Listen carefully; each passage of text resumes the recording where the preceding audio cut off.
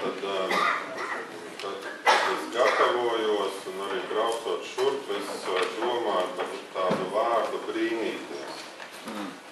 Un es domāju, ka tas ir ļoti svarīgi, lai mēs varam brīnīties, lai mēs brīnamies un brīnoties, skatāmies apkārt un arī skatāmies sevi. Jo, ja mēs brīnamies, tad mēs varam kaut ko jaunu ieraudzīt, pasaule kļūst interesanta. Ja mēs uz kaut ko fiksējamies, piemēram, šonakt mani destruktīvie spēki uztaisīja sapni, ka man sāp kakls un ka es nevaru parunāt. Ja es par to turpinātu domāt, man arī kaut kāda sajūta kaklā, ja es uz to fiksētos, tad es varētu nobloķēties un, piemēram, tik tālu, ka es nevarētu parunāt. Ja? Bet ja es brīnos, man ir destruktīvā sistēma, man ir destruktīvie spēki, bet man ir arī radošie spēki, un parasti es esmu varējis nolasīt lekciju. Un parasti tas ir bijis interesanti, tad tas tā kā paliek mazāk aktuāls. Ja, tā mana destruktīvā daļa, es varu viņu kaut kā atvirzīt nost. Ja, kaut kā nebaidīties, ar interesi paskatīties, brīnīties. Un arī tāpat es varu iesaistīt jūs par to brīnīties. Ja, un, ja mēs visi brīnamies, tad mēs kopā varam kaut ko radīt. Ja, tad tas ir manā skatījumā radoši. Nu jā, un te mikrofons ir te, es nezinu, kā iziet priekšā, es it kā esmu aizslēpies, bet es negribu slēpties. Jā, tā tad es mēģinu lasīt to, ko es sarakstīju. 15 minūtes taisam diskusiju, un ja es nepaspēšu, es Kasparam aizsūtīšu to tekstu, to varēs izlasīt, ja būs interesanti. Ja, tātad cilvēka iekšējā pasaule ir brīnumaina. Ja, šis ir viens no ticības un psihoterapijas saskarsmes punktiem, kurā valda vienprātība. Ja, cilvēks ir brīnums, ko izprast līdz galam, šķiet nespēsim nekad. Jā, mēs varam pētīt, brīnīties, bet mēs līdz galam nesaprotam, kas ir mūsos. Mēs lidojam kosmosā, ienirstam okeāna dzīlēs, bet cilvēka prāts mums joprojām ir liels noslēpums. Terra incognita, nezināmā zeme, kur esam izpētījuši tikai nelielu daļu, un mūs katru dienu pārsteidz jauni atklājumi. Ja, piemēram, psihoterapeitiem ir interesanti. Tad, kad es beidzu savu pirmo apmācību, tad es domāju, ka es visu zinu. Ja, esmu visgudrākais un gudrāks par citiem psihoterapeitiem un par vecajiem. Un tagad es vien vairāk es zinu, ka es daudz ko nezinu. Un tā izrādās ir arī vieglāk, ja, ka tā ir patīkamāk dzīvot. Jo, ja es domāju, ka es visu zinu, īstenībā es ieskrienu daudz kur sienā, un otrkārt arī cilvēki no manis baidās, jo es kļūstu augstprātīgs. Ja. Nu jā. Un tā tad ir svarīgi, lai mēs esam atklāti un domājam un pētam, jo ļoti bieži mēs arī nezinām, kā būt. Ja, piemēram, bērnam ir tagad uzdevumu izrēķināt priekšā vai teikt, lai viņš dara pats. Ja. Citreiz vajag tā un citreiz tā. Ja. Nu jā, un strādājot manā darbā, mēs kopā ar klientu ieejam viņa iekšējā pasaulē un, protams, arī es savā pasaulē. Un atklājam kaut ko, kas ikdienā ir apslēpts, ja, tas ir ļoti, ļoti interesanti. interesanti un vienmēr ir visādi neparasti atklājumi, ja? Un vienmēr arī kaut kas ir, ko mēs nezinām. Un, protams, tas uzdevums gan psihoterapijai, gan reliģijai ir palīdzēt cilvēkam, darīt cilvēka dzīvi vieglāku, labāku, esību pilntiesīgāku un gaišāku. Un ir ļoti svarīgi panākt līdzsvaru gan ārējā pasaulē, gan iekšējā pasaulē. Bet gan ārējā pasaulē, gan iekšējā pasaulē pastāv radošie un destruktīvie spēki, kas nemitīgi cīnās. Ja? Tāpat kā arī manī, ja? Ka man gribās jums kaut ko pastāstīt, lai jums kaut kas labs, lai man laba jauna pieredze, bet ir, piemēram, šis sapnis, ja, kaut kāds destruktīvais spēks prātā, kas saka, ka es nevarēšu, ka nesanāks, ka es saslimšu. Un viens no tādiem brīnumiem mūsos ir tas, ka mūsu prātā eksistē subjektīva realitāte, kura vienmēr atšķiras, paldies, no citu cilvēku. Sakiet, es to mikrofonu varu dabūt rokā? Nē, ok. Tātad, un šī subjektīvā iekšējā realitāte atšķiras no citu cilvēku iekšējās realitātes un arī no nosacītās objektīvās realitātes. Piemēram, šobrīd es kaut ko vienu jums stāstu, bet katrs no jums saprot kaut ko savādāk, pa savam. Ja? Tā kā skatoties caur dažādas krāsas brillēm, ja? Kāds varbūt ir stresā un domā par savām attiecībām vai par bērniem. Un tas, ko es saku, katrs var saprast dažādi. Ja, tā ir mūsu subjektivitāte. Bet, ja mēs to zinām, ka mēs esam dažādi un tas ir normāli, tad tas mums var ļoti palīdzēt, jo mēs tad nedomājam, ka tā ir vienīgā īstā realitāte. Ja. Un tas palīdz mums mainīt pasaules redzējumu, iegūt iekšējo pārliecību un harmoniju. Ja, tātad, piemēram, tagad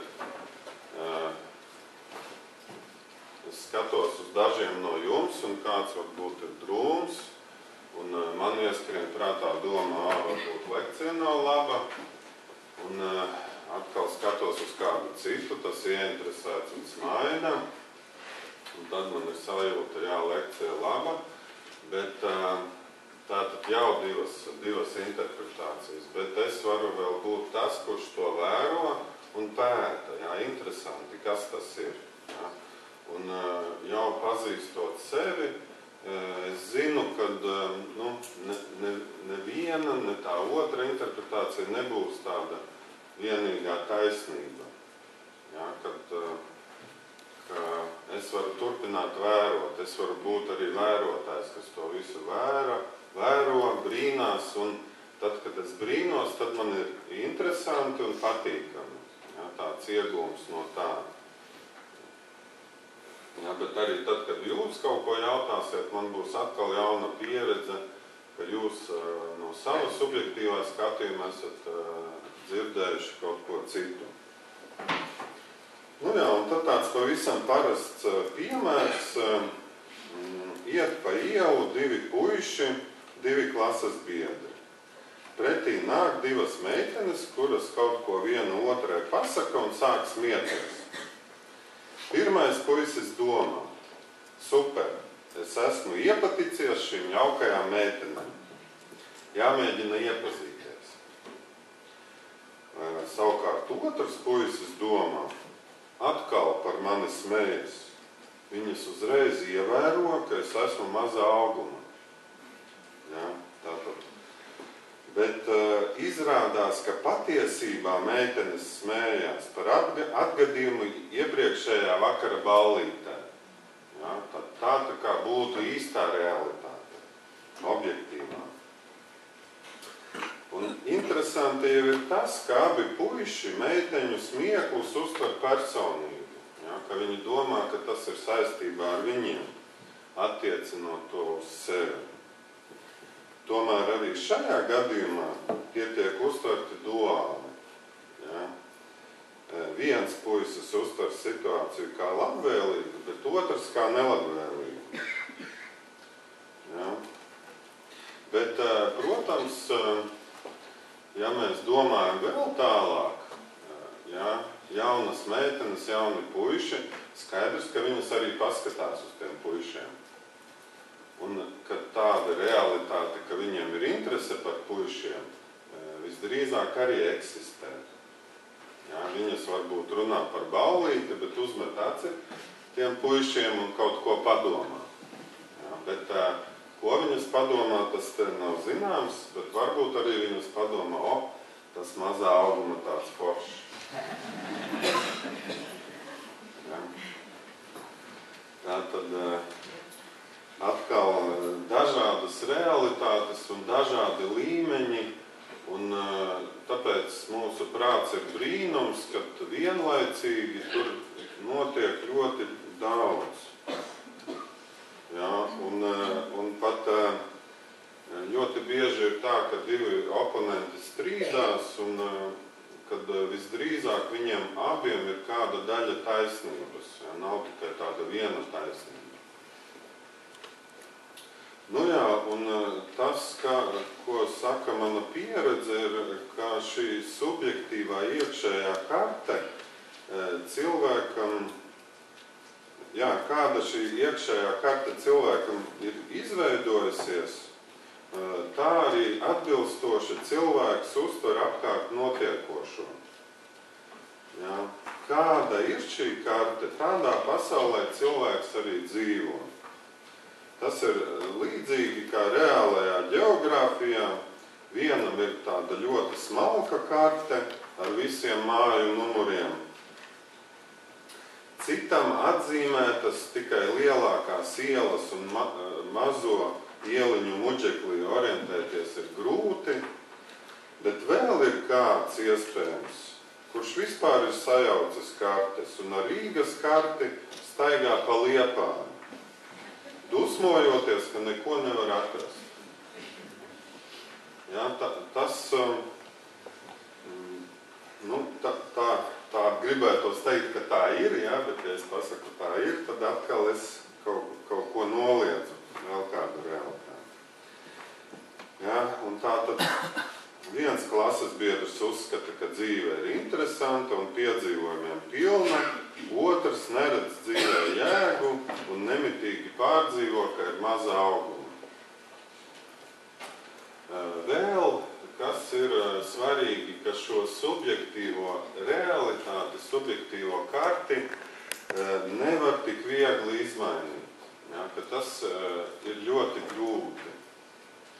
Un pat ja puisis saprot, ka augumam dzīvē nav lielas nozīmes, viņš nevar vienā dienā sākt domāt, ka ar viņu viss ir kārtībā. Ja, tāpat viņš satraucās, viņam trīc balss, viņš kaut kā viņam liekas, ka viņš nepatīk meitenēm un viņš sāk izvairīties. Ja, un sanāk, ka cilvēka prātā ir spēki, kas darbojas pretēji cilvēka gribai. Ja, tas it kā sanāk, ka daļa cilvēka prāta uzbrūk pašam cilvēkam un cenšas viņu sagraut.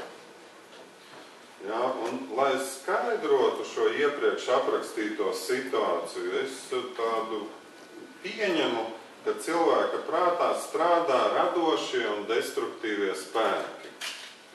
Ja, ka tas tā, man tā vieglāk, ka es tā aprakstu, ka ir kaut kas radošs un ir kaut kas destruktīvs. Un protams, ka šī lekcija ir mans subjektīvs šo radošo un destruktīvo spēku apraksts uz šo brīdi. Psihoanalītiskajā literatūrā radošos un destruktīvos spēkus apraksta kā dzīves dziņu, nāves dziņu, eros rada, tanatos sposta. Ja, kristīgajā pasaulē runā par dievu un velnu, bet tā ir, ka mūsos šie spēki nemitīgi cīnās. Ja, un tāpat Lāčplēsis ar melno bruņinieku iekrīt Daugavā un turpina cīnīties. Radošie spēki veicina mūsu auglību, nodrošina to, ka dzīvojam pēc iespējas piepildītu, pilnvērtīgu cilvēka dzīvi. Destruktīvie spēki cenšas mūs padarīt neauglīgus, atņem pilnvērtīgas dzīvošanas sajūtu. Un vēl, kas ir nozīmīgi, ka lielākā daļa mūsu prāta ir neapzināta. Ja? Kaut ko mēs sevī saprotam, bet daļu, un psihoanalītiķi uzskata, ka mūsu zemapziņa viņu nav iespējams izzināt. Ja? Vienmēr mūsos ir kaut kas nezināms. Ja? Un mēs varam nezināt, kādi spēki ir mūsos. Jā, un parasti tad, kad cilvēki vēršās pie psihoterapeita, viņi ir nonākuši tādā situācijā, ka viņi tā kā nobīstās paši no sevis netiek galā, ka ir kaut kas tāds, kas biedē, kas ir nesaprotams. Jā, piemēram, vīram ir forša sieva, bet nemitīgi viņu nomoka kaut kādas greizsirdības fantāzijas, ka sievai varbūt ir mīļākais. Jā. Vai arī cilvēks domā, man būs labs darbs, es labi pelnīšu, viss būs labi, un tad viņam ir labs darbs, un pēkšņi viņam atnāk, nezinu kāpēc skumjas, nekam nav jēga, prieka nav, nevar saprast, kas notiek. Jā, vai arī, piemēram, sāk sāpēt sirds, cilvēks iet pie ģimenes ārsta, pie citiem speciālistiem, un izrādās, ka tās sāpes ir dēļ nerviem. Jā, tātad, kad tam cēlonis ir psiholoģisks, bet cilvēks pilnīgi nesaprot, no kurienes tas tā un kāpēc. Jā, un tas manā darbā tad mēs kopīgi pētam, cenšamies saprast, kas ir cilvēka prātā, no kurienes tas nāk, jā, ka, piemēram, sievai varētu būt mīļākais, un mēs rokamies un atrodam, piemēram, ka mamma bieži nav bijusi mājās, jā, un tas zēns mazs būdams visu laiku uztraucies, kur viņa ir, kāpēc viņa nav mājās, un domājis, ka viņa ir darbā, un tur viņa komunicē ar kādiem citiem cilvēkiem, jā, un kad to saprotot, viņš sāk saprast, ka realitātē nav par ko bīties, jā, jo sieva ir labas attiecības, un viņa nav mīļākā. Jā. Jā, tāds cits piemērs, kas, es domāju, ir izplatīts Latvijā. Sieviete ļoti rūpējas par savu dēlu, cenšoties viņu pasargāt no visām nelaimēm. It īpaši, ja ir sanācis, ka viņa audzina dēlu viena, ļoti bieži šīs mammas kļūst tādas tā kā pārāk rūpīgas. Ja? Un viņa skrienas pilvenu jau tad, kad dēls vēl nav sācis krist. Un pašai viņai liekas, ka viņa ir laba, centīga, viņa cenšas, un reāli viņa arī cenšas, ja? Varētu teikt, ka par daudz. Kaut kas viņai liek censties tā kā par daudz. Viņai liekas, ka galvenais ir pasargāt dēlu no skarbās dzīves. Viņa cenšas darīt labu, taču skatoties no malas, mēs varētu teikt, ka viņa atrodas destruktīvo spēku varā. Jā, tas skan varbūt diezgan briesmīgi.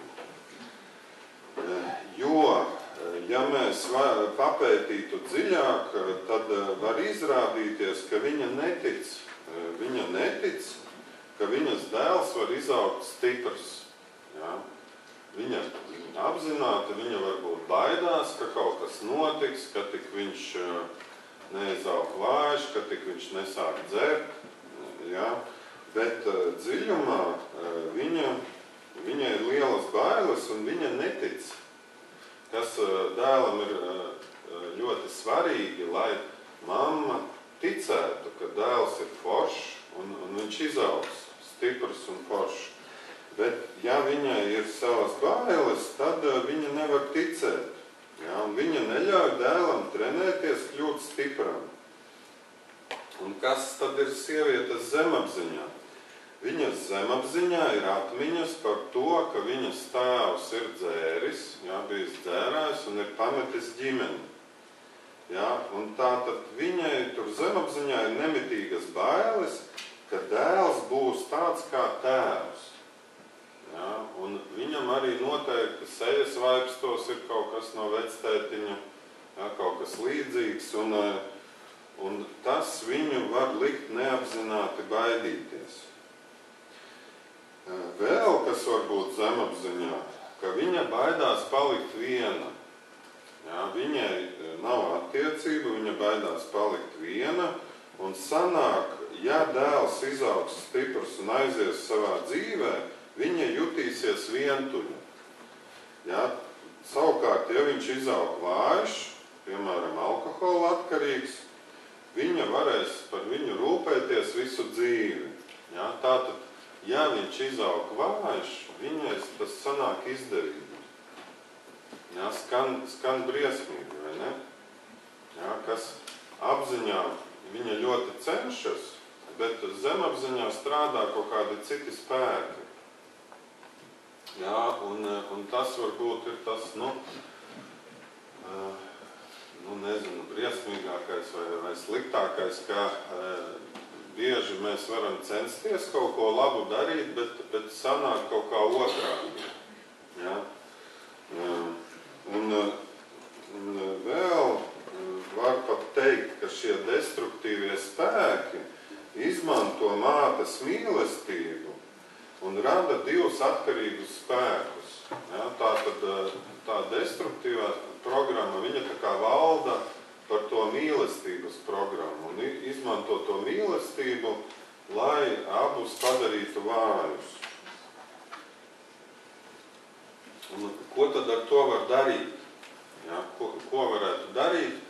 Varētu kaut ko mainīt, ja sieviete saprastu, ka kaut kas nav kārtībā un ka viņa dara kaut ko nepareizi un kaut kas ir jāmaina. Ja? Un varbūt, kad viņa kādam pastāsta par šo situāciju, kad dēls kaut kā skolā viņam dara pāri un tā kā mācīties negrib. Viņa, piemēram, pastāsta kādam kolēģim vīrietim, un viņš saka, klausies, viņam ir jāiet sportot, ja? Jo ja viņš nesportos, tad tur nekas nebūs. Ja? Un tad viņa atcerās, ka jā, viņš ir gribējis braukt ar riteni, ja? Bet tad ir jāpērk labs ritens un jātaisa investīcija, bet viņa var tomēr riskēt un mēģināt to darīt, ja? Un iepriekš viņa ir baidījusies, ka dēls gūs traumas, bet viņa tomēr riteni, piemēram, nopērk, un viņš sāk trenēties, kļūst stiprāks, ja? Tur varbūt ir labs treneris, ja? Kas saka, ka tikai tie, kas mācās, ienāk trenēties, jābūt sekmēm labām un tā tālāk, ja? Un tam puisim iepatīkas būt stipram. Un savukārt mamma, jā, viņai tagad mājās nav ko darīt, dēls ir treniņos vai nometnēs, Mamma var sākt, piemēram, atsākt dejot, ko viņa agrāk ir darījusi. Ja? Ka ir iespējama izeja, bet ir iespējams arī, ka tā sistēma viņus noķer, ja, tā sliktā sistēma, un viņi abi kļūst aizvien vājāki. Un manā skatījumā nav tik svarīgi, no kurienes tas impulss mainīties nāk. Ja, vai kāds ir ieinteresējis ar sportu, vai tas iet caur ticību, vai tas iet caur psihoterapiju. Manā skatījumā tas nav tik svarīgi. Drīzāk labi, ja katrs var meklēt savu ceļu. Ja, ka brīvi katrs var atrast savu labāko ceļu, labāko palīdzību. Bet svarīgākais ir, ja ir sajūta, ka kaut kas nav labi, sāk to risināt un meklēt izeju. Ja, protams, piemērā viss liekas viegli un vienkārši. Taču reālajā dzīvē ir ļoti grūti un sāpīgi atzīt, ka ir kaut kas destruktīvs sevī. Ja, ka ir kaut kas destruktīvs manī, negribās. Citiem ir kaut kas destruktīvs, man nav. Ja, un visi mēs cenšamies to neredzēt, ja, un bieži tas ir sāpīgi atzīt, kā ar pašu kaut kas nav kārtībā.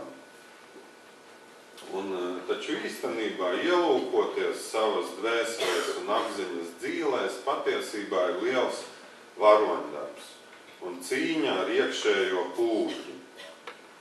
Cīņa ar šo iekšējo pūķi nav mazāk varonīga, kā leģendās aprakstītā cīņa ar īstajiem pūķiem. Jā, un varbūt ir leģendas rakstījuši cilvēki, kas cīnījušies ar saviem iekšējiem pūķiem. Jā, iekšējie pūķi saules aprijē. Šajā ziņā ir interesanta pieredze Valdorfa pedagoģijā. Katru gadu tiek svinēta Svētā Mihaila diena, kurā tiek uzvests teatrāls uzvedums. Attainots, kā Svētais Mihails pieveic pūķi. Uzvedumā piedalās pilnīgi visi skolēni, katrai klasē, katram bērnam tiek iedalīta vecumam un raksturam atbilstoša loma. Jā, piemēram, pūķa galva parasti ir kāds delveris, kurš pilnā mērā var izpausties un sublimēt savu agresiju. Taču galvenais pirms tam notiek daudzas nodarbības un pārunas, un viena no tēmām, kas ir tas pūķis, kas mums pašiem traucē. Jā. Mūsu iekšējais pūķis, kas aizsedz mūsu sauli. Bērni kopā ar skolotāju to pārunā, uzzīmē, piemēram, kavētāji zīmē miega pūķi, vēl kādam ir slinkuma pūķis. Ja? Un tas ir labs veids, kā ar alegorijām, arhetipu palīdzību jau no bērnības mācīt ieskatīties sevi un nošķirt radošos spēkus no destruktīviem. Ja mēs varam kaut kā izspēlēt tos savus pūķus, kaut kā viņus ieraudzīt, ja, kaut kā par viņiem sākt domāt, ja, kāpēc, piemēram, man liekas, ja kāds nopietnāk uz mani skatās, kāpēc mana lekcija slikta, ja, no kurienes